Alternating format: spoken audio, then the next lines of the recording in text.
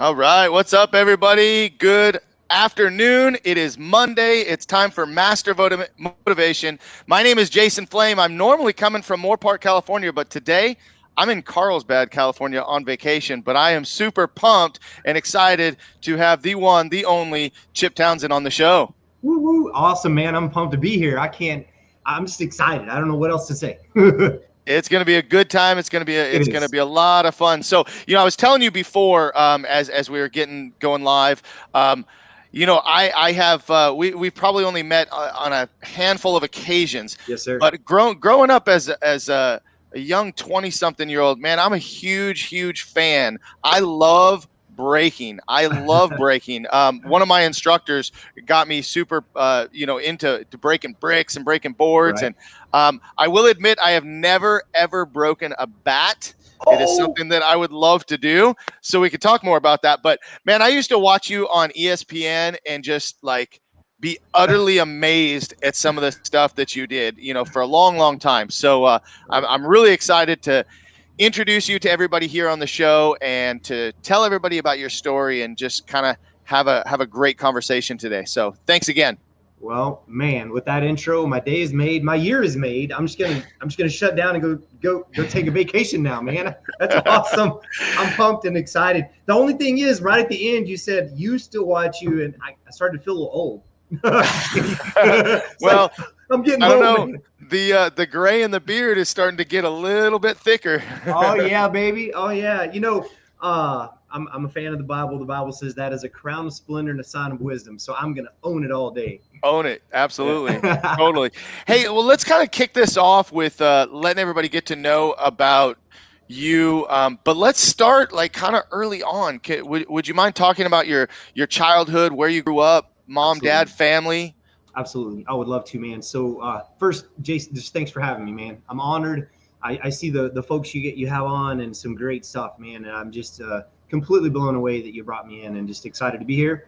My past. So I'll start. I'm just a Texas kid. I actually grew up about 20 miles from where I'm sitting right now, out in the country. I rode the school bus to school every day. I walked 6 miles uphill backwards in the snow. No, I'm just kidding. I rode the bus to school every day, just like all the other good country kids. And at 3 years old, I was kind of hit some highlights.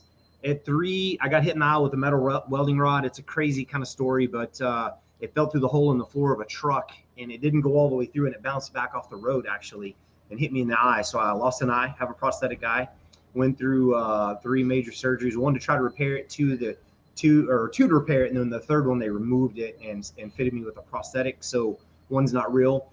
I grew up, like I said, as kind of a country kid. My dad was an entrepreneur, business owner, oil field, a lot of oil field work. We did oil field construction, welding, repair, we truck mechanicking and working. He did everything from building beds for the big, the big gym trucks that ran around the yards, picking up and setting stuff down, to building the actual substructures that went under rigs that were being moved out to drill oil wells. So Mm. we covered it all. And as a teenager, I would drive home from school about 10 or 15 miles from school, park and put on my work clothes and go to the shop and work rebuilding rotary tables and air compressors and all kinds of stuff for my dad from the time I was pretty young. So when I was 9, uh, when I raise my hand, I have the natural Vulcan look. It's like the live long and prosper hand. If you probably can't see it, but I have a real big scar. I ran a drill through my hand, a 9/16" bit. It was just a freak accident too. I got a glove hung in a drill press, doing a job. I worked for my dad every summer from the time I was 4, and we lovingly laugh and say I negotiated my first hourly wage at 4. And I just remember him offering me like 25 cents an hour, and I was going for the stuff that folds and not the stuff that jingles. And I got $1, and I was so happy, man. I was like, $1 an hour, yeah. So anyway, I ran a drill through my hand at 9. I had 2 major surgeries to repair that. But the point with that is it took an entire muscle out of my hand. Lost a lot of nervous tissue, because as it was turning, it was just kind of wrapping stuff up, pulling it out. So it was a pretty big mess.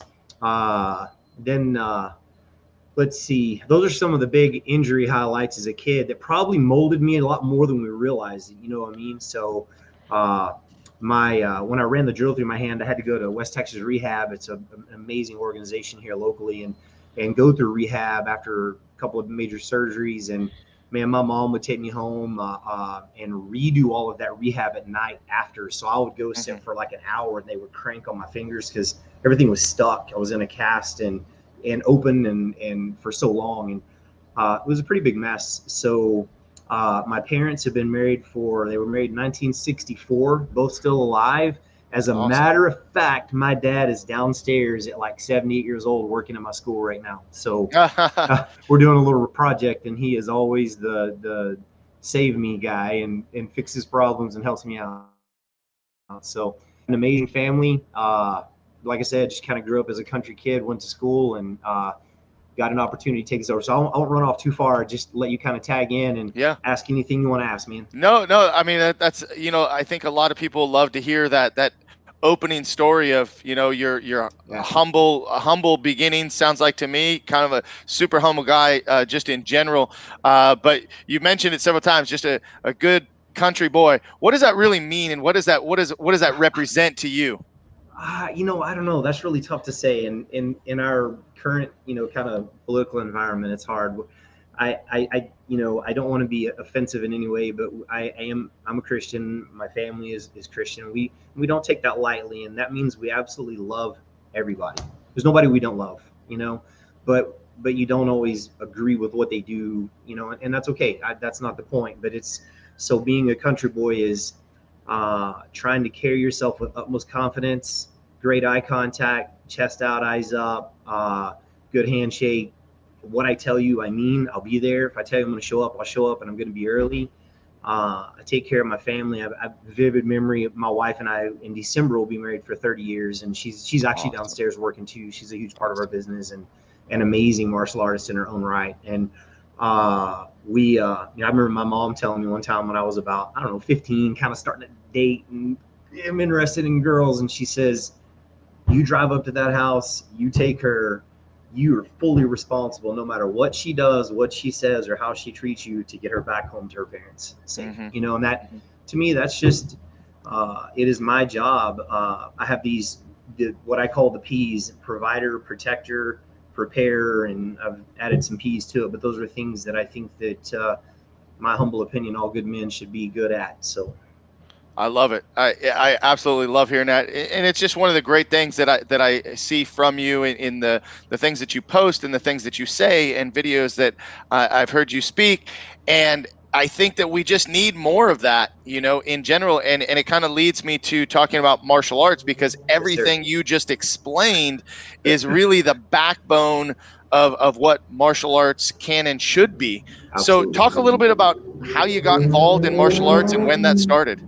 Yeah. So the kind of rough backside story is I had an uncle that was a pro boxer, not the best, probably not the best cat in the world, but rough around the edges. But pro boxed some as a kid, so I always heard those stories about him boxing and serving in the military. And had a couple other uncles that they were a little rough and tumble. They would ride their donkeys into bars to start fights and stuff like that. And so we kind of came up from the way out back there a little bit. And so with that said, I didn't see those things, but kind of got to hear those things. And so I always had an interest in some sort of pugilism, for lack of better words, learning how to fight and defend myself. And then in school, when you have a prosthetic eye and it's bigger than the other eye because your eye doctor makes it so that you can grow into it, and it falls out all the time. And one of your biggest memories is walking from the classroom building to the lunchroom in West Texas in the dust, and you sneeze and your eye falls out, and all the kids have oh my God, you're so disgusting. And so,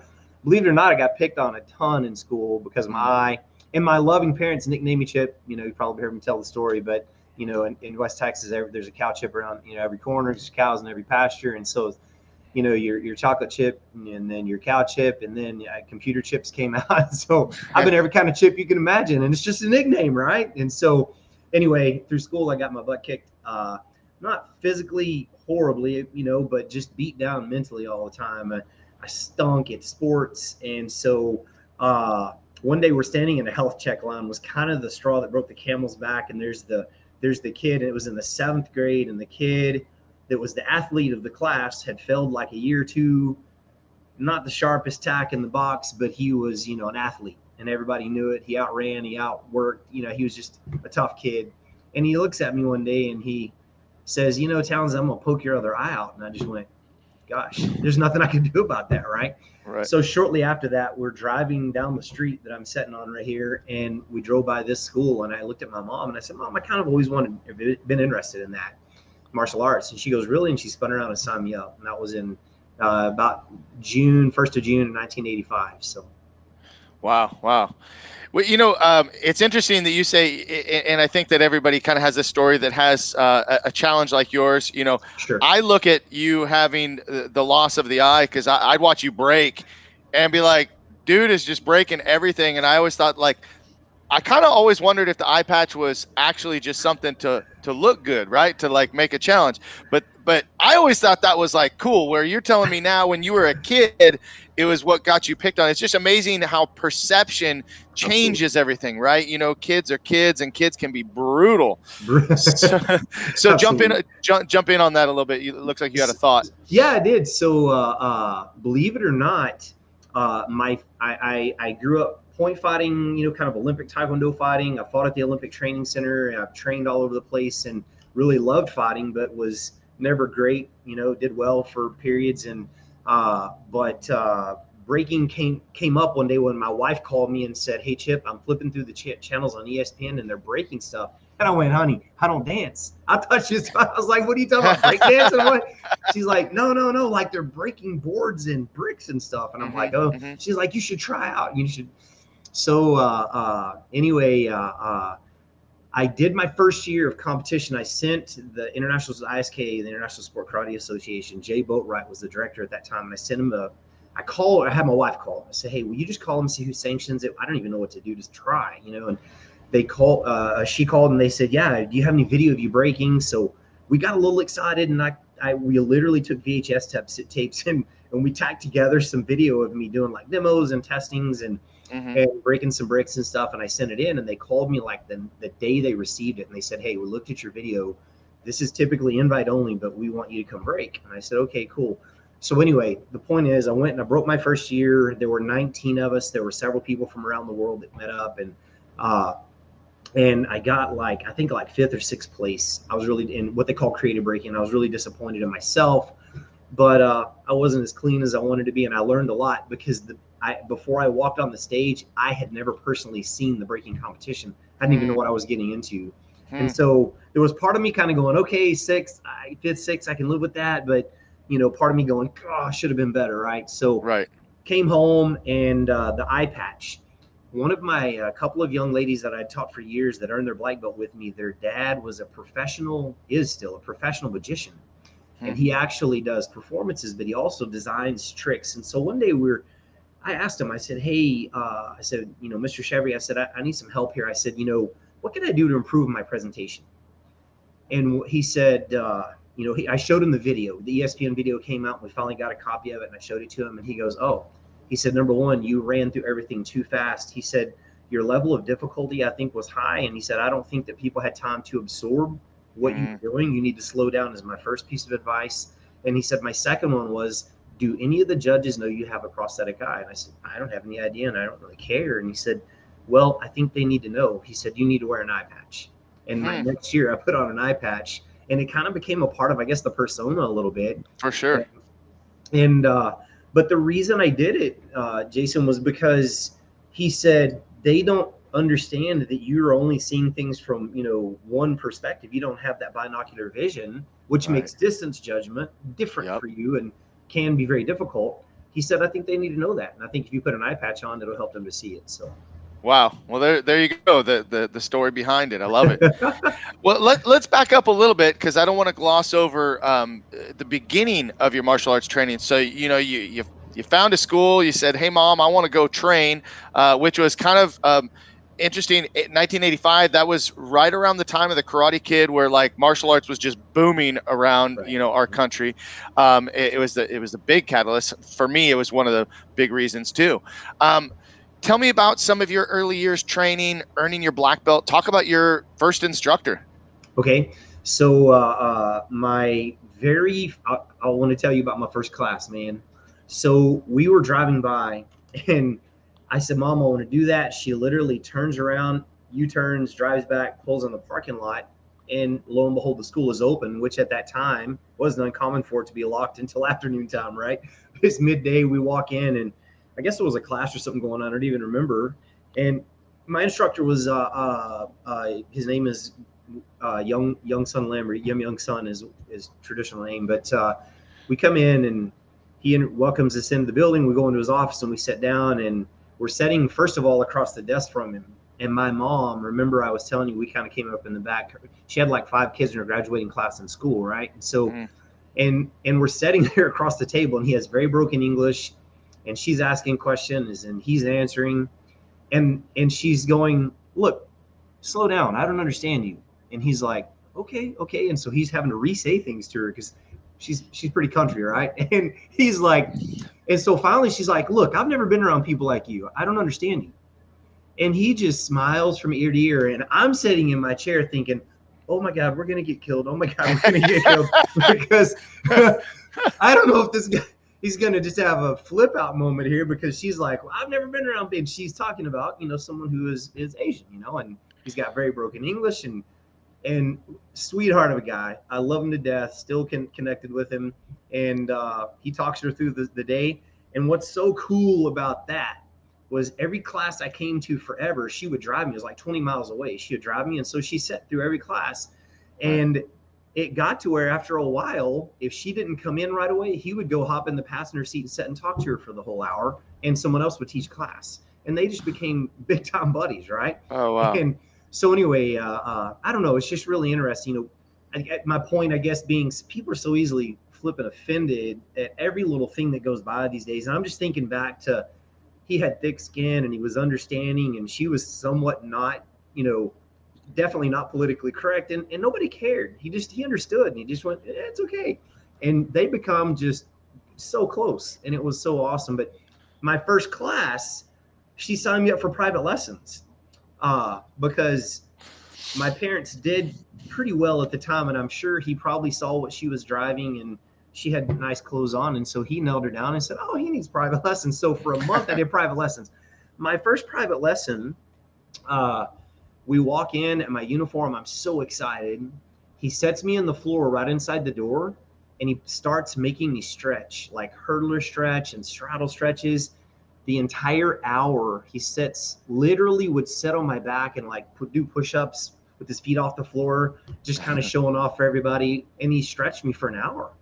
And we left. We're driving home, and my mom looks at me and says, son, you know how to fight.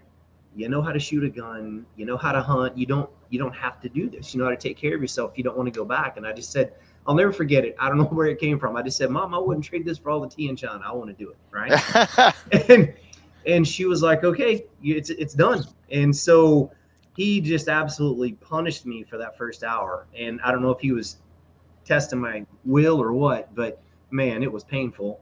And that was my first experience on the martial arts mat. Wow. Well, you passed the test, because obviously you went on from there. So how was training? What was training like over the next several years, leading up to earning your black belt? So we had classes Monday through Friday at that time as what they call a lunchtime class. We would come in, it's summertime in Texas, average temperature, 90s to low hundreds. And we never turned the air conditioner on. We opened the doors, and there were 8, 10, 12 of us that were pretty consistent, most of them older guys. And we would come in, and it was the exact same class every day. We did the same stretching routine. We did the same warm up every class, every day. We did the same warm up kicks. You did front stretch kicks, and we did inside to outside crescent kicks. And then they called them speed kicks, as fast as you count, front leg roundhouses and front leg side kicks and front leg front kicks. And you switch feet and you do the other side.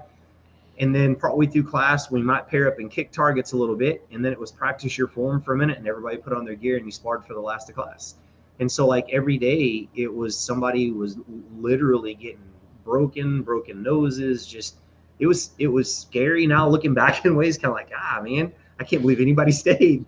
But for me, I look back and I wouldn't trade that experience and that time on that. We didn't even have mats. We just had the old indoor-outdoor carpet on some concrete, and that was how we did all of our throws and takedowns and everything. So good times. But that first summer I came every day. I don't think I ever missed a class. progressed well. But the things that I was told, Jason, in my early training, I'm 6'3" now. I don't know. I was 6 footish then, probably at 13. I was real tall and I was about that big around. And I was always told, you're too tall to be fast and you're too tall to be flexible. And the hard truth is I found that the tall people out there, and I'm tall, guys, don't worry, we'll be a little bothered by this, but I found tall people get a little lazy because you don't have to be flexible to kick somebody in the head when they're not as tall as you, right? And so you just don't stretch as hard. So anyway, but yeah, I got told that every day. Oh yeah, well, you know, you won't be able to move fast because you're too tall. You won't be able to kick high and real high because you're too tall. And it just ate my lunch. And even my instructor sometimes would make comments like that. And in the back of my mind, I would think, I remember thinking one time, okay, God, you made that guy who's 5'5", and you made me who's 6 foot. Why is it fair for him to be faster? Why is it fair for him to be stronger? It's not. And so I don't believe that you made us different. I believe you gave us just different geometry, for lack of better words, and different work ethics sometimes. And so I don't know, man. I just put my foot down and said, I'm going to get flexible. I'm going to get fast. And whether I did or not is for other people to decide. But I busted my hump at it, for lack of better words. Well, you know, for people like us, hearing that kind of talk is almost just fuel for pushing us to be greater and pushing us to work harder. You know, as you were telling me the stories of your training, I can't help but hear my instructor talk about, you know, and we're from California, right? But he would always talk about the guys from Texas, you know, the blood and guts era of Texas. Like I'm going through that in my head right now, hearing him talk, and you're explaining it. So I can only imagine what type of people that other people think we are when they hear that, you know, you get beat up, you get broken noses, you get stretched out until you can't stretch anymore. And that's like the best thing in the world. Like, why is that what kept us coming back? It wasn't like, you know, anything else. It was getting beat up. I mean, we just like it. I think it was, for me, Jason, it was a combination of things. It was, I'll tell you, man, you know, whether you like it or not, you're a pleaser. To an extent, I'm a pleaser. And so every time my mom came in and she sat and she watched, I wanted my mom to be happy with the way I worked. You know, I love my mom, you know, and we have a fantastic relationship. And she taught me a ton about how, you know, about being a man and growing up, and have an amazing dad. So that wasn't an issue. But, you know, you're in there and you're like, I don't want my mom to see me struggling here. I'm going to push, you know. So I think there are just a lot of different things. And you know, at that time, around that time, there weren't a lot of things that I watched movie-wise. I don't even know the first time I went to the movies, I was probably a teenager, like literally, because we lived out in the country and just didn't come to town that much, you know. According to my mom, the town was where the devil lived at, man. You don't go to town, don't go at night. Right. So anyway, sorry. Kept you away, right? Yeah. But, you know, you and I were driven. You know, we're driven. We want to be better. I wanted to be either Marine Recon or Navy SEAL. And I remember at 17 years old going to the Marine recruiter, and the Marine recruiter looking me in the eye as he's giving me his spiel, and he just won't let me say anything. It's the best thing that's going to happen. You're going to travel the world. We're going to do. And I finally got to say, I have a prosthetic eye. What do I do with that? And, you know, is that okay? And he says, you're unfit to be a Marine. That's what he said to me. And it was kind of heartbreaking. It was one of those doors that slammed in my face and another door opened, right? But stuff like that, like you said, drives me. Like, just don't tell me I can't. Don't tell me I shouldn't. You know, shouldn't is different, I guess, you know, because there are some things you shouldn't do. But gosh, man, don't tell me I can't get something done. So. That's right. Well, talk a little bit about as you started becoming an instructor, right? Yeah. Before you opened your own school. So what was that like? Well, what that was like was when I'm about 14 years old or so, and I'm a blue belt, you know, so I'm about halfway through the belts, and you walk in and you happen to be the high belt in the class that day. And the first time you don't start class on time because your instructor is in his office, and you walk out of class and you get your butt handed to you verbally and mentally because you didn't start the class. In other words, you got a butt chewing. That's when you became an instructor. And that's how it worked. I'm sorry. But yeah. And so then it was like, oh gosh, I'm the high belt and there's nobody else here. I don't want to get chewed out again. I'm starting class. And so that was the instructor training program for me whenever I was a kid. And luckily, it worked out okay. You know, I jump in there and I think maybe had a little common sense in how I did things. I know I would get in trouble sometimes because my instructor would say, "You boys spar too much. You spar too much." No, not so much sparring, but that's what we grew up doing. So that's all we knew. And so as I progressed, that was kind of the feedback I got was, you know, bad on those things, but never much good on anything else. But we wanted it so bad that we just stuck with it. So anyway, moving forward, eventually earning my black belt, and taking over the school, one of the things that I sat down with my wife at that point and we said is I said, you know, babe, in all the years I've trained here, there's never been more than a handful of black belts training at one time. Mm-hmm. You know, everyone gets their black belt and they're done, they're gone, they move away. And so I sat with her and we brainstormed. We're like, what can we do to continue to challenge people and keep them on the mat and make the experience something they'll stick with, you know, which has gotten us to where we are now. But anyway, that's a little flash, I guess, into my instructor training. Yeah, you know, I've talked to a lot of martial artists, and I'm sure you've done the same. And it's just kind of the old school method of, you know, the strong people stick around, and eventually you become an instructor. And I mean, I remember earning my black belt. It was like I earned my black belt, and I had been helping assist classes, but like literally the night I earned my black belt, okay, the class is yours. And I'm like, what do you want me to do? Whatever you want.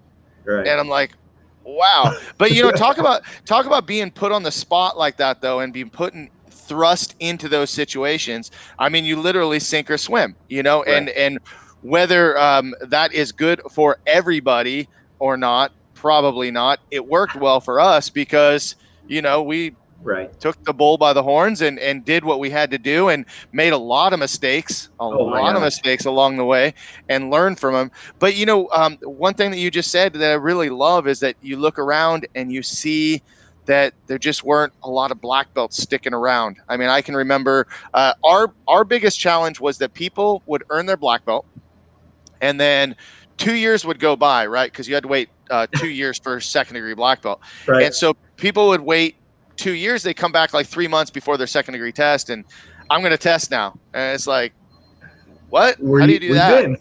Yeah, exactly. So here, we got a question real quick. We'll bring this up. Kevin Kowalczyk from Colorado. What's the biggest adversity you have bounced back from in your career?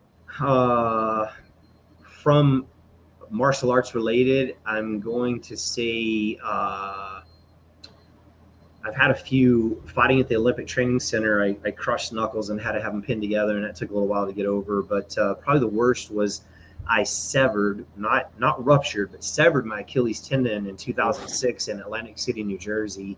I was doing a demonstration up there, and I did a jump spin side or jumping reverse side back kick on a big pile of bricks. And one of the bricks somehow spun around and sliced my Achilles about 80%. So that was probably the biggest. I also, I got so many, man. I also stress fractured my tibia one time, and everybody thinks, oh my God, breaking bats, right? It wasn't from breaking bats. For a long time, there was a power kicking division in the International Sport Karate. They still have it. A long time ago, it was wood. So they had a wood holding machine. And, you know, people don't always realize this, but sometimes wood is harder to break than concrete. It's a little smaller, but when you pack a bunch of it together, man, it's like literally like a wall, right? And so I would train. I would start my sidekick warm-ups with 8 boards, just solid boards, no spacers, right? And I'd break 8, and then I would start stacking boards. Of course, I'd warm up, and one day I hit a stack of like 10 or 11 really hard, and they didn't break. I just had some old junky, knotty boards, and I was like, I don't care. I hit them anyway, and I felt like I had a bad shin splint. So the point is, I hit it so hard that it flexed my bone enough that it like broke my tibia about halfway through. And so it was a stress fracture that I dealt with it took about a year for that to heal. And one of my black belts was an orthopedic surgeon, and he sent me an article out of one of his medical journals of a wide receiver that had the exact same stress fracture. And he was just walking one day and it just broke. And he's like, you're on a walking time bomb, man. We got to get this thing healed. And it took about a year to get that healed. And then my Achilles took a good year for me to get back to kind of where I was. So those are probably the two worst that I've dealt with, maybe from my actual martial arts career. Wow. That sounds pretty brutal. The Achilles is the one that like really gets me. It's like that's a tough one. It That's makes a my tough one. skin crawl too, man. It's Yeah, I no bet. fun. I But bet. but I want to say something real quick, Jason. I don't want people. Here's the thing, and I really don't want this to come across in the wrong way, but sometimes people ask me, "Oh, have you ever gotten hurt?" And you'll tell them these things, and they go, "Oh, I never want to do martial arts."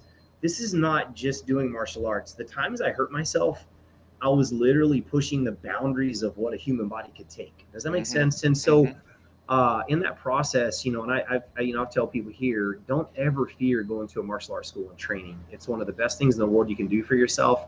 And when it's handled well and taught well and led well, everything will be given. Your responsibilities will be given to you as you can handle them, and as you grow into them and develop them. So the injuries I've had were, me pushing boundaries, man. Me going back in the back room and just hammering something that didn't give, or something, Right. or fighting somebody that was tough. It just is what it is.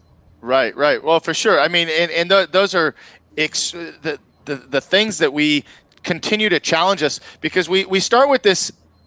Let's call it a minor challenge. Let's just call it one board. Well, one board isn't enough. We got to go to two boards. Two boards not enough. We go to 3, 4, right? And so, like you said, we're pushing the boundaries, and that's the extraordinary experience that we're constantly looking to just get better and better. So I agree with you 100%. I mean, um, it, the times that I've been injured, I think the worst were not in martial arts. They were in Right. Agreed. other activities, right? Absolutely agree. Honestly, some of the things that I've had were almost by accident, that happen. You slip, or you fall, or now it's waking up in the morning and twisting the wrong way. I was just about to say, I'm getting so old now. It's picking up my socks off the floor, and I go, "Oh, honey, I can't stand up." She's It's like, terrible. "What?" It's terrible. I'm just being silly, but it is. It's like the silliest little thing. Sometimes you twist and go, "Oh, my back. Yep. Oh man, what just happened?" Yep. Well, I'll share this with you, and I don't know if you knew this, but I talked about loving breaking, and on one of my last tests, I injured my hand. I actually have a metal plate in my hand because I decided that I've done a break a million times. It's in a form that we do, that we come down and break, and I've done 6 boards, no problem, a million times. Done it for demos, and so that day, against the advice of everybody. So if Mr. Cox is listening, he's going to know that I did not take his advice, but I put them in a board holder. They were a little bigger than usual. They were 12 by 12 instead of 10 by 12. And something was off, right? And so, man, I hit those boards, punched it as hard as I could. And so I broke it one way, and then everybody's staring at me. So of course, what did I do? It didn't break. So what did I do? I hit it again, but I hit it with a hammer fist. So as I came down, that's how I completely just shattered this whole side of my hand. Stupid. It was dumb. I should have listened to advice. But man, the pushing those boundaries, like you said, and that challenge, I'm like, I got this. I could do it. Yeah, it's so awesome because in that heat of the moment, when you're kind of the alpha person doing this demo, and I've told my demo team for years, we have an amazing demo team. We'll go do stuff, and I've always kind of felt like almost a cleanup crew at the end. If they do great, I just put icing on the cake. If they struggle a little bit, I try to kind of clean up. You know what I mean? Right. And there's this massive pressure if you ever miss anything, like, oh my gosh. And you're so emotional and so charged in that moment. Sometimes you just schwack things the second time without even thinking about it. Yep. The upside is I'm wired to finish. The downside is emotion and logic are like oil and water, and I didn't take time to cool off and make a good logical decision at that moment. So, right. But how powerful is that's one of the great things about breaking sometimes is, you have a board, and that board does not know. I've broken thousands of boards just like you, and so I have to hit it exactly right every time, the first time, if I'm going to do it right. You know what I mean? So yes, sir. You have to bring your best in that moment with breaking, no matter what. You can't just go, well, I've done this 5 times, I'll take it easy on this one. You can't do right. that. So, Never. Well, hey, so talk about you mentioned that you took over the school. Yes, Did you sir. take over the school that you were training in? Yes, sir. Okay, so talk about that. Yeah, real quick. I guess I was a red belt was kind of where my dream began a little bit. So, I'm like, I don't know, 15, 16 years old. And my instructor walks by and just nonchalantly, if there's martial arts school owners, instructors out there, I want you to take note of this, because I really work with my team on this a lot. And we call it planting seeds. It's be very generous with the seeds you plant, right? And make them positive seeds. But my point is, he walked by and he tapped me on the shoulder, sitting in a chair one day, and he said, one of these days, I think this might be your place. And he walked off, and my heart just kind of went like, oh, wow, how cool would that be, right? And so that was kind of the beginning of that process. And then he calls me one day and says, hey, I'm about ready to pull out. We're going to move to another town. And he said, I want you to take over the school. And so that was probably about 93, 4 range, because my wife and I really buckled down. We got married in 91, and we began to buckle down. So whenever I took over the school, we took our entire life savings and kind of handed it over and signed a little 3-year agreement with him to buy it out. We had a rented property, which is downstairs, that I own now. And we had about 50. He told me we had 75 students, but there were really like 57 that were showing up. So I counted every day, like, where are you at? Where are you at? And kind of dove in cold and blind, and about as for lack of better word, as dumb as a box of rocks, just a kid, with some excitement. And so that was it. And at June 1995, I walked in and took it over, and just started running with it, doing the best we could. But isn't that amazing what a little bit of passion and excitement can do? Because I mean, a young kid, probably, I'm just guessing, out of high school, not much college, or did you go to college as well?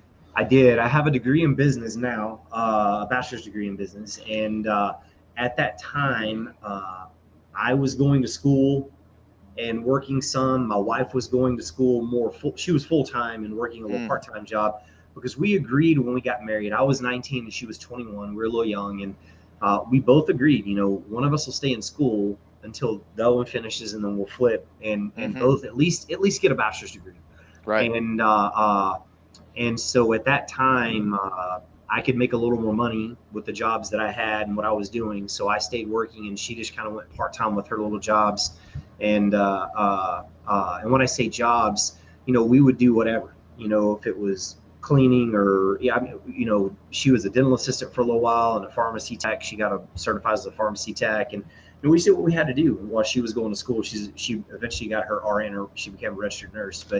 But anyway, we agreed one would stay, one would go. So whenever we took over the martial arts school, at first it was small and very manageable, but it began to grow fast. And she graduated about a year or so after we took over the school from nursing school, and she worked. She graduated a few months after and worked for about a year and a half. And one day I told her, I was like, babe, it's getting so busy, I can't handle it all. I want you to come and work with me. I think we can make it on what we're doing. Let's just make it work. And so she quit her nursing job and never nursed again. About a year and a half after she graduated.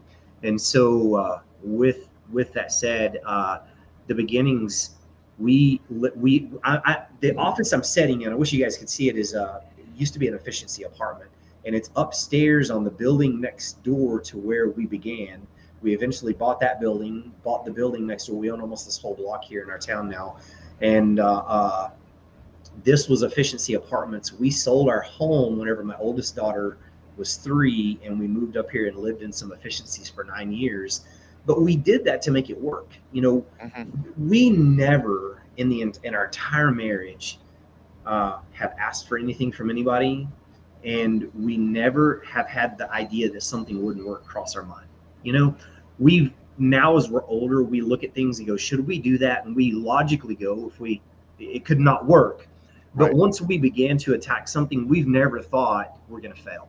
We just don't have that mindset. And so with our school, it was never even a thought process of failing, if that makes sense. So anyway, I did, one of the things I do want to throw out there, I sold cars for 3 years, and I did that I was 19 when I began. I had a little shop doing some work on cars, and I got a job selling cars whenever we decided to close our little business we had down. And that 3 years of car sales was like a massive life education for me. And I wouldn't trade that for selling people big ticket items. You learn so much about people. It's unbelievable. And the sales training that I got that I didn't realize I was getting was priceless when I stepped into the school. And so I at least had a little bit of an idea of how to track my traffic and follow up and do some things. I wasn't good at it, but it was a start. Right. Well, and a lot of school owners, get involved in owning a martial arts school, whether it be in your case, taking over a school, just deciding, hey, I'm going to open a school with 0 students and go. A lot of us, myself included, no prior business experience. I know I've actually never had another job other than like pizza delivery when I was a teenager. Nice. Martial arts has always been my career, but I started out very early. 0 knowledge of business. I had 0 sales experience. All I knew is that I loved martial arts. I loved teaching martial arts. I loved helping people. And that personality was able to drive the business for a very long time. And now, our business is a little bit different in that we have systems that really drive our business, and we have opportunities for our instructors. But back then it was very personality driven, and like you said, the no quit, there's no backup plan, because as soon as you give yourself that backup plan, that's like your exit plan. That's like Yes. your way out. Right? Yes. Well, So I think it makes us lay down too easy sometimes too. We just never really processed having a backup plan. Now that we're older, we're starting to second guess that thought process. Like maybe we should have some, right? right. But anyway, go ahead. Sorry, I cut in on you. Yeah, no, I mean, what we teach our kids now is probably different than what we did. So Yes. so now you have 3 schools in 3 different states. Is that correct, or more Uh, than 3 schools? we have 4 schools in 3 states, correct? And we have we have basically what we call an affiliate program. So 2 of our schools are affiliate schools, and 2 of our schools are we corporate owned. So we own 2 of them. Okay, awesome. And what's that like for you now? I mean, especially looking back, starting out with one school and now kind of branching out, having these schools in different states. What's that like for you? Uh, it's amazing and it's difficult all in the same. Yeah. So the first one that we branched out to in Oklahoma was someone who reached out to me and just wanted to train with us and train under us and really didn't have anyone kind of leading him. I took him in, and it's a whole different story, but pretty quickly we ended up having to open a school up there, and I helped him open his place and set up an agreement with him and stuff. So he became kind of an affiliate with us. And then the other one is in Mississippi, and that is a kid that many years ago had trained here in Texas, and we had crossed paths, and I'd worked with him a couple of times. And he reached back out to me a long time ago and asked me if I come to a school and do like a seminar. He had a little school with a handful of students, and I sat down with him for while I was there and kind of evaluated the school and coached him on some stuff. And within about a year, he was went from like 20 to 100 students, and he was like, we want to be a part of what you're doing. And so they eventually kind of affiliated with us. So we are actually looking to expand our affiliation as well. We have a total agreement built. We have video library, class planning, all kinds of organization built around that we're fixing to start pushing pretty hard, hopefully pretty soon. But our corporate location, the funny story behind it, I think, is our second what we call corporate locations. We're a sub S corp, and I opened it in January of 2011, and this is going to sound bad, I think, in ways, but I wanted a challenge, and I told my wife it's 85 miles away, because in Texas everything's far apart, and we're not in a metro, we're in a small town. So 85 miles away in another small town with almost the exact demographics we have. I told my wife, I said, I think that would be the ideal place to put a school. Did a little bit of research on the town, and I went down there a few times, drove around and found the building, and she said, if you want to do it, let's make it happen. So I would drive down there starting January the 1st of 2011 on Monday morning, teach Monday night. I started with 0 students. We had a family that was driving from there to here to train, so I started with one family. And they came right in and jumped in. And within the first year, I had it at 120 students, but I was sleeping there Monday through Thursday, and I would leave late Thursday night and then come back to Abilene, our main location, and teach Friday, Saturday, and be here for the weekend, go back on Monday. And I did that for the first year to build that. But again, I did that for a couple of reasons. I felt like somewhere I was failing to get my young instructors coming up to have the desire to want to own their own schools. And so I started thinking, well, they all kind of know the story that I took over a school. Maybe they need to see a school start from zero. And so I did it for that reason. And I also did it because I wanted to challenge. I wanted to go after something and challenge myself. So we did. That's amazing. Well, always looking for that next challenge, right? Well, talking about challenges again. Let's get back to the breaking and competition. You competed for many years and did very, very well. You mentioned one of the tournaments, but dive into that a little bit deeper, and tell me some of your most memorable competitions. Well, the first and most memorable is the first time you win a world championship. And I remember my first year, like I told you earlier, I was about the fifth or sixth place out of 19 guys. And they had several slots that were reserved for international competitors and stuff. And so there were a handful of guys from North America and the US. And second year I went back, and there was one division everybody wanted. It's called creative breaking. At that time, that was the division to win because it was the one where you got to break anything and everything and have a routine. And ESPN's filming, and you've got to. There was a lot of moving parts to it, but it was super fun and challenging. And so my second year, I got second place in that division.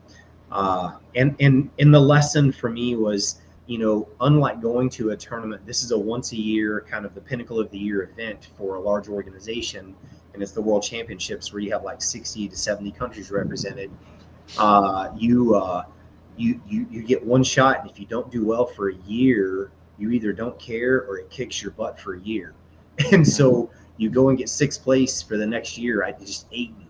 I want to be better, and so I want to represent better. I want to be better. I want to, be the best I can be. And so year two, I got second place. Year three, I won that creative breaking title. And that year they started a power kicking division, and I won that division, and I was never beat in that division again until I quit competing. So those are a couple of the most memorable things. Then they came up with I have technically 11, what they call 11 competitive world championships. 3 of them are what they call the ultimate breaking world championship. They're like a grand that they started doing. So you entered 4 divisions, and you had to place really high or win those divisions to get the grand. And so the first 2 years of the grands, I won that. Then I took 2 years off, and I went back in 2008 and I re-won it after the Achilles, because a lot of people were going, "Oh, this guy can't do anything. He messed up his Achilles." There's that can't. Yeah, there was. So I got kind of a little disturbed inside and said, "You know what? I'm going back again. I'm going to retake what arrogantly I thought was mine." Sorry. And so anyway, it is what it is, right? Yeah, went back in 2008 and re-won it. So technically, and those 11 world titles come in different divisions. So I won the creative breaking title either 3 or 4 times. I won the power kicking title every year. I competed in it for several years, and then I won. There was another division that they held called combat board breaking, and I actually broke my arm in the division prior to that 1 year, and then did combat board breaking with a broken arm and set a world record for the most boards broken by 9 boards over the year prior, and won the division. So had some pretty fun stories, interesting things, but those are some of the most memorable things. My wife, leaning on my wife with my arm broken, that was actually in 2008 as well, the year I was kind of coming back because I'd been out for a couple of years, and leaning over on her and saying, "Well, babe, I know my arm's broken. I couldn't hold any weight in my arm like a push up." I said, "Yeah, I'm probably done." And she whispered in my ear, this is a true story. She goes, "You can do anything for 8 seconds." Because the combat board was whoever could break the most boards with both hands and both feet in 8 seconds. And there were certain rules. You could only hit 3 hand strikes, then you had to throw a kick, or you could only hit 3 kicks in a row, then you had to throw hands. And so she whispered in my ear, "You can do anything for 8 seconds." And I remember thinking, it's done. I got to win. I got to do this. And so we iced my arm for the next hour or 2 until that division came up, and I walked in the middle of the boards and got busy and set a world record that year. So how amazing is that? Just that little nudge, that little whisper in your ear. Yeah. How powerful is that? I laughingly say I thought my wife was going to have some sympathy and be like, "Honey, I love you anyway. We'll go home." She goes, "You can do anything for 8 seconds." And I went, Yeah. "Oh, geez, I guess I can." Let's I go. love it. I love it. That is So, awesome. yeah, That it is was, awesome. dude, it's like she is so much of what we do, man. It's unbelievable. She's so smart. She's so strong. She does so much for us. And I think that's, if I ever just walked up and said, "Honey, I want to go buy that building across town," she'd go, "Okay, how are we going to do it? What are we going to do with it?" She's not like, "Oh my God, no way." She's just like, she'll jump into anything with me, run with it with me. And we've been doing this for over 30 years, man. So, And doesn't that just give you the biggest boost of confidence to have a partner like that that oh my always gosh, believes in you, always pushes you, always drives you? unbelievable, Jason. I am, I have a group on Facebook. I hope it's okay. I mentioned it. Yeah. Like a champ, man, and it's a private group, and guys asked to be in it. But I want to encourage men to be men, and you know, but I also love the fact that she's been my confidence in so many situations. I can't tell you how many times I've been literally on a plane flying across the nation or out of country, and she's sitting next to me, and I go, "Babe, who am I? What am I doing? Why am I going to do this?" And she just looks at me and she goes, "God has you right where he wants you, and you're the one for this, and we're fixing to go blow them out of the water." And I can't, because people are, you made a comment earlier about, and I hugely appreciate this, in about me being a humble guy. I can't tell you how many times I've been called arrogant and a-hole. There's this fine line when you carry yourself with your chest out and your eyes up, and you're not shy, and you're willing to speak to people, and some people read that as arrogance, and some people, but when you're 6'3", 215 or 20 pounds, and you're, relatively fit, it can be, for whatever reason, intimidating to people when you walk in the room. And I don't mean for that to happen. It's just like your presence affects people. And and so I have worked so hard for so long to not have a presence that makes people uncomfortable. I want to walk in the room, and I want people to feel like oxygen walked in with me. I want them to be happy I'm in the room. And it's not just about me. It's for my family. It's for my team. It's for our business. And there was a time where and I probably have been arrogant. I know for sure I have an ego, just like every other guy, and it's fragile, although most men won't admit it. But anyway, I just, she's been my confidence so many times. She's been my self-control so many times. She's been the brains behind so many things so many times. It's been unbelievable.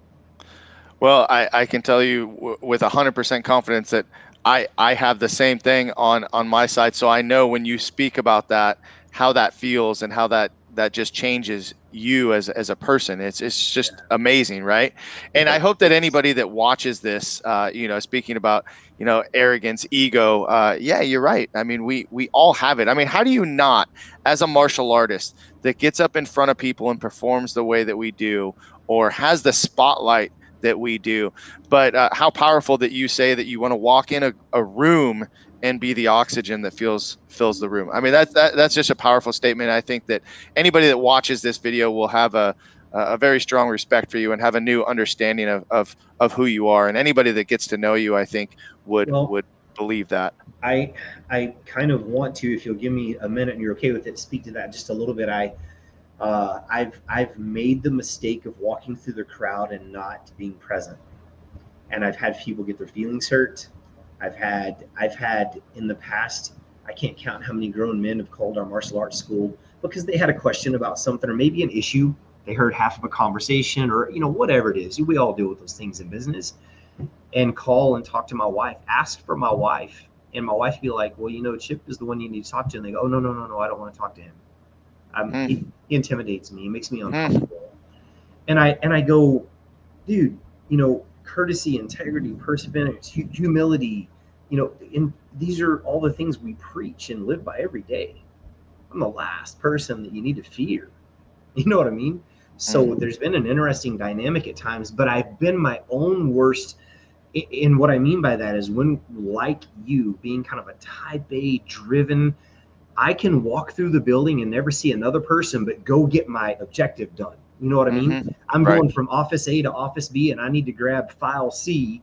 I'll walk through and I'm on that mission to get boom, boom, boom, check the box, make sure things are taken care of, and not pause to hear someone say hello or to respond. I have been guilty.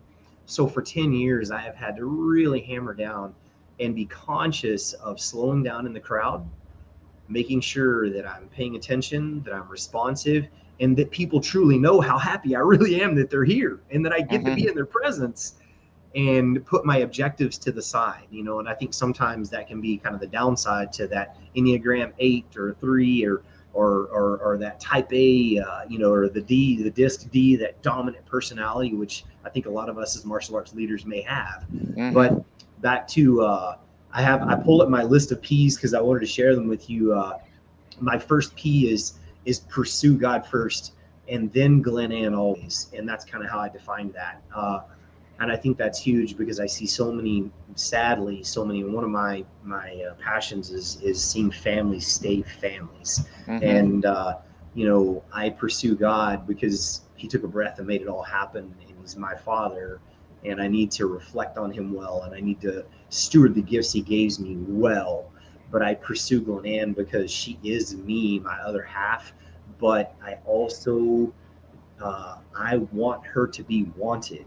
I want to desire her in a way that she's loved like no one else can love her. You know what I mean? And I want her to feel that. So that pursue is big.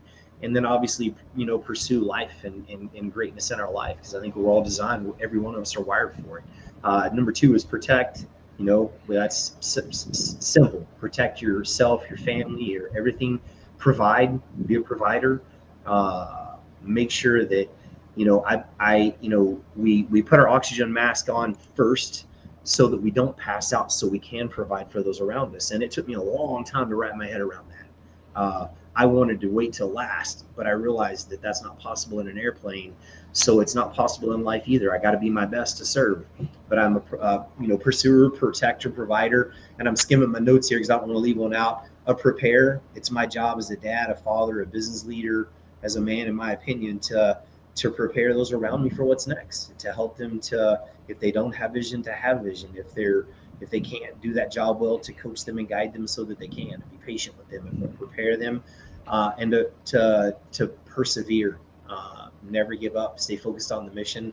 And then my last P is to pray for my wife, my business, my family, my country, all the people around me. Because again, you know, I said earlier, we're Christians, and we love everybody. You know, we don't always agree with you, but that's okay. That's what makes this world great. We can just agree to disagree sometimes. It is what it is, you know? So, Yes.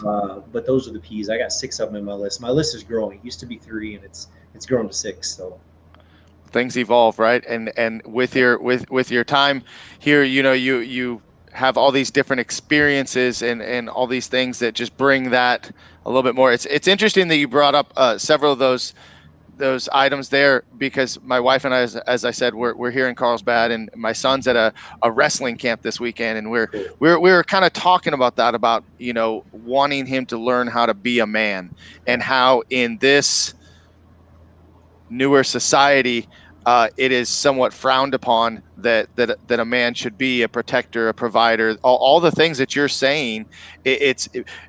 It makes us feel like, or others see us as puffing our chest or being that alpha male, and it's really not.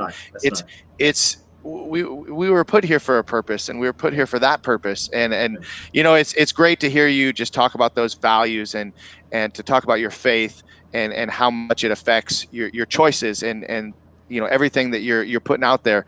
And so, as we wrap things up here in just a minute, I want you to just talk a little bit more about, you know, hashtag like a champ. It seems like that's your motto, and what you go by. And talk about your team too, real quick. How important Team Chip is to you. Well, there is a great snippet from an ESPN interview that I did quite a few years ago, and I always loved it. And so we snipped it and put it in some of our highlight videos. And they were asking me what it was like, you know, to win this world title or whatever it was at that point. And I just looked at them and I said, it's fantastic, but I didn't do this. My team did, and I would be nothing without my team. And one of the cool things about breaking is your team is more evident than ever, because I have to have somebody that's willing to take one for the team whenever I miss and smash fingers, right? I have to, Oh yeah. or I break a baseball bat that's like a speed break and it spins around and busts them in the face and busts their lip open. We've had that happen. Uh, sometimes they've got it worse than I do, and the fact that they're willing and have the loyalty and the willingness to step in there and take that for the team is huge. So how do I feel about the team chip team? We'd be nobody without them. Right now, there's a team down there because we're remodeling a gym. We have plumbing being works. We had a plumbing crash. We've got all these things going on, and I have a team down there that are absolutely killing it. And I just said, guys, I'm so sorry. I scheduled this a few months ago. I have to go get this done. And so they're like, got it. We're on it. Everything will be fine. And I have not worried about a single thing while I'm here. So how do I feel about my team? I would be nothing without them. I think it's important for people also to understand the difference in independence and interdependence. I depend so much on my team, especially my wife, but my team, that I can walk away from their task and I don't worry about them. If I had to worry about them, that means we're all just independent. But because we're interdependent and I know that I can trust them at a high level, I can walk away. And at the end of the day, we've all accomplished more together than we ever would have because I can walk away. Does that make sense? And so anyway, it's a whole different conversation. But yeah, the team is amazing and fantastical. For lack of better words, I would be nothing without those guys. And back to the Like a Champ. Several years ago, I started hashtagging everything like a champ, and so I have married like a champ. My friends will post their anniversary, and I'll be like, hey, happy anniversary, married like a champ. For a long time, my wife and I were just doing these kind of impromptu little videos. We were doing them on Facebook Live, and just married like a champ. We'd share some silly story from the day about what happened and how we worked our way through it, or something that crashed, or the kid that did something crazy in class. And because we have a huge passion for seeing husbands and wives stay husbands and wives, and so we have Parent Like a Champ, which is another hashtag that we throw out there because we have a huge passion for stewarding the next generation to be their best and to really be better than us. So we talk to our kids. You were talking about wanting to help your son to be a man. I think that is valiant, and I think it's necessary in our society, and I think it's healthy as all get out to do so. My son is 12 and he already has some yards he mows, and I take him, I watch over him. You go get it done. He sweats, he does his thing, he's making his own money. We have a book reading program we do with our kids. They read a book, we quiz them, we pay them whatever value's on the book, but I don't pay them for chores. Not at my house. You live in my house, you contribute to the family, right? So we've got some interesting rules and things that we follow that are probably outside the norm, especially in today's world. But the cool part is for the most part, my kids are absolute standouts at everything that they do, and I'm proud of them for that. So it's been by design, we hope. So anyway, but there's a lot to the Like a Champ. Yeah, no, and as you should be proud of that. I think that is something to be very proud of. My kids always ask, well, do I get paid for it? No, you live here. You have a roof, you got food, like you got a car to drive. Like, this is being part, like you said, being part of the family. We all contribute. I think I don't think that's abnormal. I think that's the way it should be, right? Yeah. Old school values and traditions. I mean, you and I seem to come from a lot of that same, even though you're in Texas, I'm here in California. It sounds like we came from some of the same roots. And I think that's important. You brought up the fact that you really cheer for people's marriage. I mean, it's something that I'm a huge advocate for, because, my parents are still married. My wife's parents are still married, but man, I know a ton of people that have just given up on that sacrament of marriage and taken the easy way out. It's something that my wife and I celebrate the months of our anniversary, because it's just something that to remind us of how important that bond is. And I see people throw it away so easily, so quickly.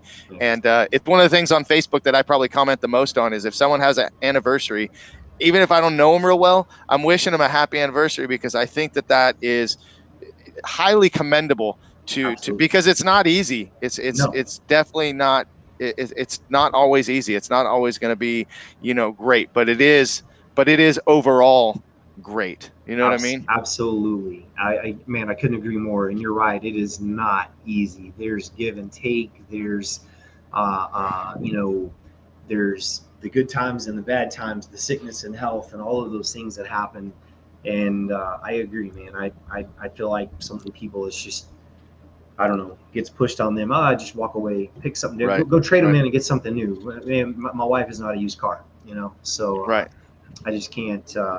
And and I don't know. I agree with you. It's such a we're hyper passionate about seeing that our nation was built on healthy nuclear families. Our you know our whole foundation. When you said, you know, although you're from California and I'm from Texas, I am sad in my heart that we even have to think that way. You Mm, know, the reality is we're all cut from the same cloth. You know what I mean? All of our forefathers came over here, went down the same roads and did the same things, and we're all cut from the same cloth. Just sometimes and I was telling my wife the other day, although you would probably classify me as a conservative, I really don't care, but whatever you call me, it doesn't matter. And you know, you take the most kind of what you call left side liberal or whatever. So, but if we sat down and had a conversation and just said, what are your desires for your kids? What are your desires for your marriage, your life? I guarantee within 5 to 10% we're the same. You know what I mean? of 90, course. 95%. But the path we choose to get there is sometimes different. And that's where the variation happens. And my job is to be big enough and to have enough vision in my life to see a big enough picture, not just the end of my nose, to realize that they're good people. Right. They just have a different belief system in the way they're going to get there. And as Right. you know, my mom used to say, you know, go do what you want to do, just don't push it on me. All right. Right. And then I won't push me on you. Right. I haven't pushed anything in this video on anybody, just shared who we are. That's it. You know, Well, at and the last thing I'll say real quick is I'll relate this to something that's been in my head a little bit is like the other day, again, I don't want to beat up the Christian things. I don't want to make it a negative for you or anybody else. But, you know, I asked a young man that was having a struggle, and he is also a Christian. I was kind of talking him through some stuff, and he's got a business, and he's struggling with some things in his business. And it's just personal struggles. And I sat him down, and I asked him, I said, hey, I said, if someone that was Islamic or Jewish or whatever walked up and said, hey, can I pray for you? I said, how would you respond to them? And he wasn't sure. He said, I'm not sure how to answer. And I said, in my opinion, if someone did that, because I've had people do that before, I just look at them and I say, absolutely. And I thank you for caring enough to do that. I'm great with that. I don't care who you're praying to. That's okay. Because in my mind, I know who I'm connected to. And right. you know what I'm saying? I Absolutely. don't get all twisted off about it. I don't, Right. whatever you want. If you want to care for me and pray, yeah, let's go. I don't Right. mind. I'm 100% with you. I'm 100% with you. And I think at the core of it all, it comes down to, and everything you talk, it comes down to the core principle of respect, right? Yes, sir. If Oh, for sure. if there's a respect, this side, that doesn't matter. You know, Absolutely. we can all respect one another. I think that could be agreed upon by just about anybody. So Of course. I'll end it with that, and thank you so much for the conversation. I've really enjoyed the conversation because I think this is probably the longest conversation we've ever had, and I've gotten to know you quite a bit just in this call. And I follow you on Facebook every day. I love all your Like a Champ posts. I follow your group. I might borrow a thing or two every now and again Absolutely. too, because I think it's great to share all that positive energy. 90% of it I'm stealing from somewhere anyway, right? So Absolutely right. Borrow. we stand on the shoulders of giants. I That's mean, I right. don't know what else you say, you know? Yes, sir. Well, hey, thanks again, and everybody that tuned in to watch today or will watch later. Please share this video and let everybody know a little bit more about Chip and his story. It was a really great story today to hear from him. And next week we have Mr. Mark Cox coming on every week, 12 o'clock here for the Master Motivation. So please make sure to join us. And Mr. Townsend, hang out for just 1 second. I'll be right back. Yes, sir. All right, guys. Hey, thanks again, and we'll see you next week.